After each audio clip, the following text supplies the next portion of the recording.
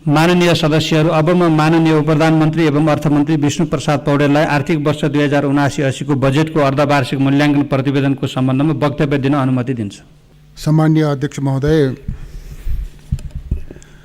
आर्थिक कार्यविधि तथा वित्तीय उत्तरदायित्व ऐन 2076 को दफा 23 को उपदफा 5 बमोजिम माघ मसान्तभित्र अर्थ मन्त्रालयले बजेटको अर्धवार्षिक मूल्याङ्कन प्रतिवेदन सार्वजनिक गर्नुपर्ने व्यवस्था भयो बमोजिम। चालु आर्थिक वर्ष 2078-80 को प्रतिवेदन सार्वजनिक गर्ने क्रममा सम्मानित सदनलाई जानकारी गराउन उपस्थित भएको छु। विगत केही समयदेखि नेपालको अर्थतन्त्र चुनौतीपूर्ण अवस्थाबाट गुज्रिरहेको विषय सम्मानित सदनलाई अवगत नै छ। 2079 मङ्सिर 4 गते सम्पन्न प्रतिनिधि सभाको निर्वाचनपछि गठन भएको वर्तमान सरकारले जनताका विकास र समृद्धिका चाहनालाई सम्बोधन गर्न थप स्रोत परिचालन गर्नुपर्ने अवस्थामा हामी भने बजेट सन्तुलन कायम गर्न कठोर कदम चाल्नुपर्ने बाध्यात्मक परिस्थितिबाट गुज्रिरहेका छौँ। कोभिड-19 को लामो असरले गर्दा हाम्रा आर्थिक गतिविधिहरू प्रभावित हुँदा अर्थतन्त्रका प्राय सबै क्षेत्रमा त्यसको नकारात्मक प्रभाव परेको छ। कोभिड-19 को असरबाट सङ्कुचन भएको अर्थतन्त्र बिस्तारै तङ्ग्रिँदै गरेको समयमा युक्रेनमा भएको युद्ध, विश्वव्यापी रूपमा सृजित आपूर्तिजन्य अवरोध तथा ठूला अर्थतन्त्रले लिएका कसिला नीतिहरूको प्रभावका कारण हाम्रो आर्थिक पुनरुत्थानको प्रयासमा चुनौती थपिएको छ। यी लगायत विश्वव्यापी रूपमा देखा परेका आर्थिक समस्याहरूबाट नेपालको अर्थतन्त्र पनि प्रभावमुक्त छैन।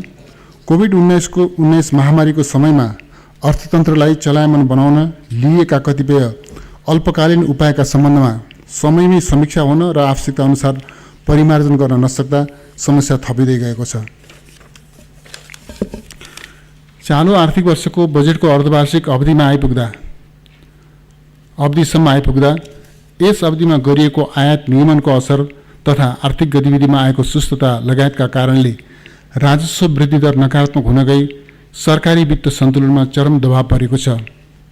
खुल्ला सिमाना र अनौपचारिक अर्थतन्त्रको प्रभावले ल्याउन सक्ने व्यापार विचलन तथा त्यसबाट हुन सक्ने राजस्व चुहाट नियन्त्रण गर्न तदनुरूपको रणनीति अवलम्बन गर्नुपर्ने, सम्बद्ध निकायहरू समन्वयात्मक रूपमा परिचालित हुनुपर्ने र राजस्व प्रशासन तथा प्रणालीमा सुधार गर्नुपर्ने आवश्यकताको महसुस विगतदेखि नै भएको छ। यी विषयहरूलाई पर्याप्त प्राथमिकता दिन नसकिएमा चोरी पैठारी, निकासी तथा राजस्व चुहाट र अपचलनको प्रवृत्ति बढ्न जान्छ। मैले अर्थ मन्त्रालयको जिम्मेवारीमा आउनसाथ यी विषयहरूलाई उच्च प्राथमिकतामा राखेको छु। सार्वजनिक खर्चतर्फ अनिवार्य दायित्वका शीर्षकहरूमा छुट्याइएको बजेट नपुग हुनुको साथै सृजित दायित्व भुक्तानीको लागि स्रोतको जुहो गर्न कठिनाइ भइरहेको छ। विभिन्न समयमा सृजना गरिएका तात्कालीन तथा दीर्घकालीन प्रकृतिका दायित्वहरूले स्रोत व्यवस्थापन कार्य झनै अप्ठ्यारो भएको छ। चालु आर्थिक वर्षको बजेटको मध्यावधि समीक्षा गर्दा बजेट सन्तुलन कायम गर्ने, खर्चको प्राथमिकीकरण गरी गुणस्तर बढाउने, पुँजीगत खर्च वृद्धिमा जोड दिने, अत्यावश्यक बाहेकका खर्च कटौती गरी मितव्ययिता कायम गर्ने तथा राजस्व प्रशासनलाई चुस्त दुरुस्त बनाउँदै कर परिपालना बढाउने र चुहाट नियन्त्रणमा कडाई गर्ने नीति लिएको छु। अध्यक्ष महोदय, वर्तमान सरकारले जिम्मेवारी सम्हाल्दाको अवस्थामा विश्व अर्थतन्त्रमा देखा परेका नकारात्मक प्रवृत्तिहरू र हाम्रा आन्तरिक कारणहरूले सृजित चुनौतीहरूले गर्दा अर्थतन्त्रका विभिन्न परिसूचकहरू जोखिमपूर्ण अवस्थामा रहेका थिए। मैले अर्थ मन्त्रालयको जिम्मेवारी सम्हालेपछि अर्थतन्त्रमा देखिएका समस्या समाधान गर्न निरन्तर प्रयत्न गर्दै आएको छु। निजी क्षेत्रको व्यावसायिक आत्मविश्वास जगाउन, सरकार र निजी क्षेत्रबीचको सम्बन्धलाई विश्वसनीय र सहयोगी बनाउन, राजस्व परिचालनमा देखिएको विसङ्गति र विचलनलाई नियन्त्रण गर्दै सुधार ल्याउन, बजेट कार्यान्वयनमा विद्यमान समस्या समाधान गर्न र वित्तीय क्षेत्रमा देखा परेका समग्र समस्या समाधान गर्न प्रयास केन्द्रित गरेको छु। तथापि केही हाम्रै संरचनागत सीमितता र केही अन्तर्राष्ट्रिय असरका कारण सुधारका प्रयासले ठोस नतिजा दिन समय लाग्ने देखिएको छ। अध्यक्ष महोदय, चालु आर्थिक वर्षको पुष मसान्तसम्ममा मुख्य आर्थिक परिसूचकहरूको अवस्था देहाई बमोजिम रहेको जानकारी गराउन चाहन्छु। अर्थतन्त्रको विद्यमान प्रवृत्ति आकलन गर्दा 8% को आर्थिक वृद्धि दर हासिल गर्ने चालु आर्थिक वर्षको लक्ष्य पूरा हुने देखिँदैन। कृषितर्फ धानको उत्पादन यस वर्ष केही वृद्धि हुने अनुमान रहेको र पर्यटन क्षेत्र क्रमशः सुधार हुँदै गएको देखिएको छ। यी सकारात्मक पक्ष भए पनि उत्पादनमूलक उद्योगहरू पूर्ण क्षमतामा सञ्चालन हुन नसकिरहेकोले आर्थिक गतिविधिमा सुस्तता आएको देखिन्छ। आर्थिक वर्ष 2079-80 मा मुद्रास्फीतिलाई 7% को सीमाभित्र राख्ने लक्ष्य रहेकोमा 2079 पुस मसान्तसम्म आइपुग्दा उपभोक्ता मूल्य सूचकाङ्कमा आधारित वार्षिक बिन्दुगत मुद्रास्फीति 7.26% रहेको छ। आर्थिक वर्ष 79-80 को पहिलो 6 महिनामा कुल आन्तरिक कर्जा 2.8% ले र बैंक तथा वित्तीय संस्थाहरूले सङ्कलन गर्ने निक्षेप 4.2% ले वृद्धि भएको छ। चालु आर्थिक वर्षको सुरुवाती चरणमा बैंकिङ प्रणालीमा तरलता अभावको स्थिति रहेकोमा पछिल्लो समय सुधारोन्मुख रहेको छ। तरलता दबावको स्थितिका कारण अल्पकालीन ब्याज दरहरू बढेका छन्। 2079 पुसमा बैंक तथा वित्तीय संस्थाहरू बीचको औसत अन्तर बैंक दर 7.53% र 91 दिने ट्रेजरी बिलको भारित औसत ब्याज दर 10.89%, निक्षेपको भारित औसत ब्याज दर 8.51% र कर्जाको भारित औसत ब्याज दर 12.79% कायम भएको छ। नेप्से सूचकाङ्क 2079 असार मसान्तको 2009.5 बिन्दुबाट बढेर 2079 पुष मसान्तमा 2149.4 बिन्दुमा पुगेको छ। आर्थिक वर्ष 79-80 को 6 महिनासम्ममा कुल वस्तु निर्यात अघिल्लो वर्षको सोही अवधिको तुलनामा 32 कमी आई रु 80 अर्ब 81 करोड भएको छ भने कुल वस्तु आयात 20.7% ले कमी आई रु 7 खर्ब 92 अर्ब 67 करोड भएको छ। कुल वस्तु व्यापार घाटा 19.2% ले कमी आई रु 7 खर्ब 11 अर्ब 86 करोड रहेको छ। आर्थिक वर्ष 2079-80 को 6 महिनासम्म नेपाली मुद्रामा विप्रेषण आप्रवाह 24.3% ले वृद्धि भई रु 5 खर्ब 85 अर्ब 8 करोड पुगेको छ। यस अवधिमा वैदेशिक रोजगारीका लागि अन्तिम श्रम स्वीकृति लिने नेपालीको सङ्ख्या 64.6% ले वृद्धि भएको छ। आर्थिक वर्ष 79-80 को 6 महिनामा शोधनान्तर स्थिति रु 97 अर्ब 10 करोडले बचतमा रहेको छ भने कुल विदेशी विनिमय सञ्चिति 79 असार मसान्तको रु 12 खर्ब 15 अर्ब 80 करोडको तुलनामा 10% ले वृद्धि भई 13 खर्ब 37 अर्ब 29 करोड पुगेको छ। अमेरिकी डलरमा उक्त सञ्चिति 2079 असार मसान्तमा 9 अर्ब 54 करोड रहेकोमा 8% ले वृद्धि भई 2079 पुष मसान्तमा 10 अर्ब 30 करोड पुगेको छ। यस सञ्चितिले 10.4 महिनाको वस्तु आयात र 9.1 महिनाको वस्तु र सेवा आयात गर्न पुग्ने देखिन्छ। यी तथ्यहरूबाट अर्थतन्त्रका बाह्य क्षेत्रमा क्रमशः सुधार हुँदै गएको देखिएको छ। चालु आर्थिक वर्षको पहिलो 6 महिनामा कुल सरकारी खर्च रु 5 खर्ब 76 अर्ब 34 करोड भएको छ, जुन गत वर्षको तुलनामा 13.7% ले बढी हो। गत वर्षको तुलनामा चालु खर्चतर्फ 11.9% ले वृद्धि भई रु 4 खर्ब 55 अर्ब 12 करोड, पुँजीगततर्फ 5.3% ले वृद्धि भई रु 53 अर्ब 45 करोड र वित्तीय व्यवस्थापनतर्फ 37.37% ले वृद्धि भई रु 67 अर्ब 76 करोड खर्च भएको छ। राजस्व सङ्कलनतर्फ 2079 पुससम्मको लक्ष्य रु 6 खर्ब 51 अर्ब 52 करोड रहेकोमा लक्ष्यको तुलनामा 24.8% ले कम अर्थात् रु 4 खर्ब 83 अर्ब 76 करोड सङ्कलन भएको छ। गत आर्थिक वर्षको सोही अवधिको तुलनामा समीक्षा अवधिमा राजस्व सङ्कलन 16% ले घटेको छ। राजस्व सङ्कलनमा यस्तो प्रकारको नकारात्मक वृद्धि दर आर्थिक वर्ष 2027-28 पछि पहिलो पटक हुन पुगेको हो। समीक्षा अवधिमा वैदेशिक अनुदान रु 7 अर्ब 21 करोड, वैदेशिक ऋण रु 28 अर्ब 57 करोड र आन्तरिक ऋण रु 30 अर्ब परिचालन गरिएको छ। चालु आर्थिक वर्षमा अनिवार्य दायित्वका केही खर्च शीर्षकहरूमा न्यून विनियोजन भएको कारणले विषयगत मन्त्रालयहरूबाट अर्थ मन्त्रालयमा थप बजेट माग भइआएको छ, जसको व्यवस्थापन सहज छैन। विगतमा स्रोतको सहमति दिएका कतिपय आयोजनाहरू मन्त्रालयहरूको बजेटको सीमाभित्र समावेश नभएकोले अहिले बजेट व्यवस्थापन चुनौतीपूर्ण बनेको छ। रासायनिक मलको अन्तर्राष्ट्रिय बजारमा मूल्य वृद्धि हुँदा विनियोजित रकम अपर्याप्त भएको छ। आन्तरिक ऋणको उच्च ब्याज दरले गर्दा चालु खर्चमा चाप परेको छ। अमेरिकी डलर तथा अन्य विदेशी मुद्रासँग नेपाली रुपैयाँको अवमूल्यनले गर्दा वैदेशिक ऋणको सामा र ब्याज भुक्तानीको दायित्व बढ्न गएको छ। रासायनिक मल खरिद र सार्वजनिक ऋणको सामा ब्याज भुक्तानीको लागि मात्र रु 67 अर्ब थप बजेट व्यवस्था गर्नुपर्ने अवस्था छ।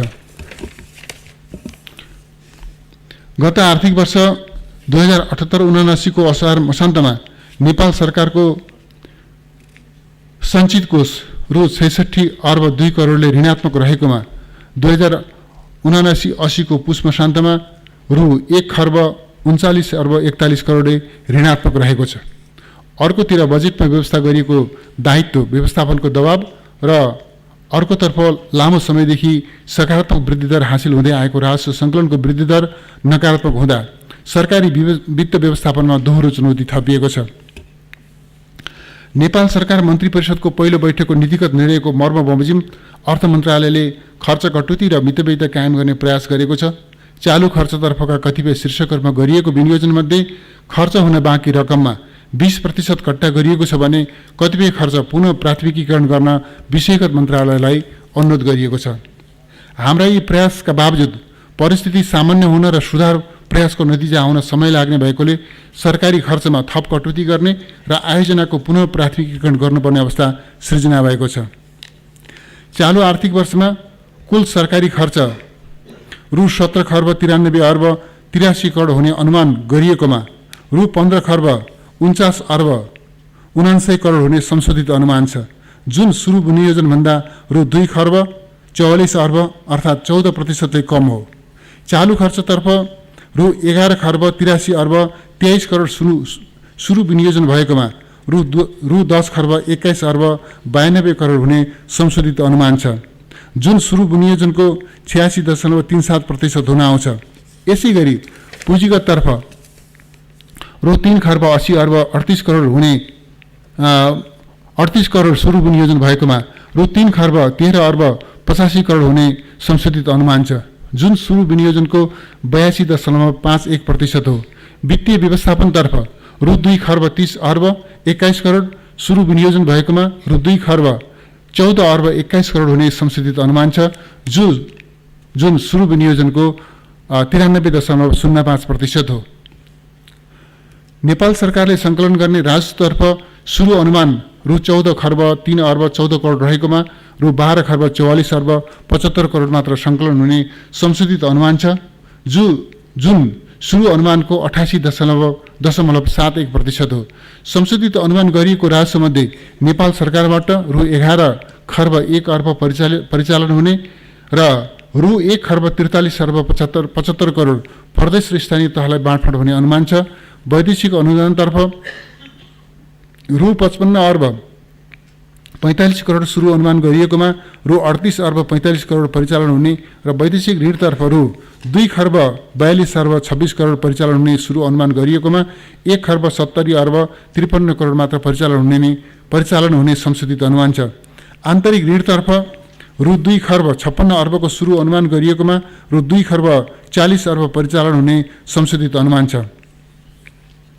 सम्माननीय अध्यक्ष महोदय, माथि उल्लिखित संशोधित अनुमान सँगसँगै आगामी दिनमा देहायका खर्च कटौती र स्थगन तथा राजस्व परिचालन वृद्धि गर्ने उपायहरू अवलम्बन गर्ने बेहोरा सम्मानित सदनलाई जानकारी गराउँदछु। सार्वजनिक खर्च व्यवस्थापनतर्फ हालसम्म मापदण्ड कार्यविधि निर्देशिका र सञ्चालन विधि स्वीकृत नभएका कार्यक्रमहरू हाललाई पूर्ण वा आंशिक रूपमा स्थगित गर्ने, स्रोतको उपलब्धताका आधारमा क्रमशः फुकुवा गर्दै जाने, मापदण्ड कार्यविधि निर्देशिका र सञ्चालन विधि स्वीकृत भएर पनि पूर्व तयारी पूरा हुन नसकी कार्यान्वयनमा नगएका कार्यक्रमहरू औचित्य हेरी पूर्ण वा आंशिक रूपमा रोका राख्ने, स्रोतको उपलब्धताका आधारमा क्रमशः फुकुवा गर्दै जाने।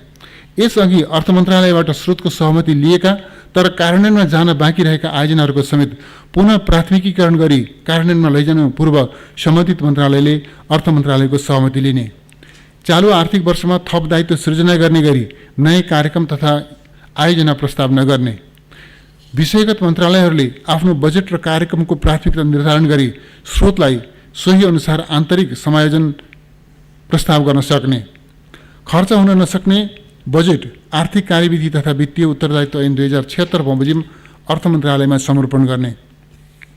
राजस्वतर्फ राजस्व चुहावट नियन्त्रणमा संलग्न निकायहरूका बीचमा सूचना आदान प्रदान गर्ने र समन्वयलाई थप प्रभावकारी बनाउने, राजस्व चुहावटमा संलग्न जो कसैलाई कानुनको दायरामा ल्याउने कर कानुनको परिपालना गराउने, भन्सार राजस्व सङ्कलनलाई व्यवस्थित गर्न सीमा नाकामा रहेका निकायहरूबीच समन्वय गर्ने, अवैध पैठारी तथा निकासी नियन्त्रण गर्न उच्चस्तरीय टोली परिचालन गरी अनुगमन गर्ने, राजस्व बक्यौता र असुल उपर गर्नुपर्ने बेरुजुको असुलीलाई प्राथमिकता दिने, बजार अनुगमन र अनुसन्धानात्मक कर प्रणालीलाई नतिजामूलक बनाउने, गैर कर राजस्वतर्फ नयाँ आधार र स्रोतको पहिचान गर्ने र सेवा प्रवाहलाई प्रभावकारी बनाउने।